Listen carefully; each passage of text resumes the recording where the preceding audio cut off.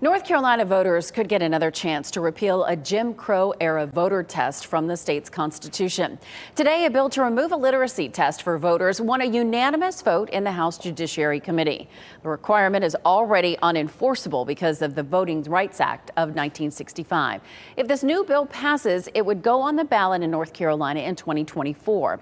WRAL's Capitol Bureau Chief Laura Leslie explains why some lawmakers are concerned about it. North Carolina wasn't the only state to adopt a Jim Crow literacy test for voting, but we were the only state to try to remove it and fail. Supporters of a repeal hope this time will be different.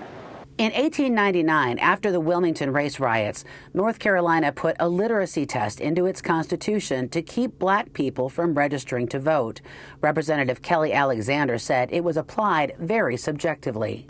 Anybody who has to approach a registrar is required to read a section of the Constitution to the satisfaction of that registrar. The Federal Voting Rights Act overturned that requirement, and the U.S. Supreme Court threw it out. But in 1970, North Carolina voters refused to remove it from the Constitution. It was a big black eye for the state. Ever since, lawmakers have declined to put it on the ballot again for fear of a repeat. Certainly would be an embarrassment for the state. Andy Jackson with the Locke Foundation supports the bill and expects it to pass. But he warned lawmakers it wouldn't be a slam dunk. The polling numbers are close. He said it has to be carefully worded so voters understand why it should be repealed.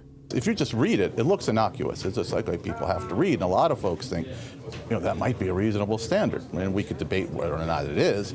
But certainly the way it was applied was clearly racist and was clearly used to take the votes away from black folks. Alexander has filed this bill every session for more than a decade.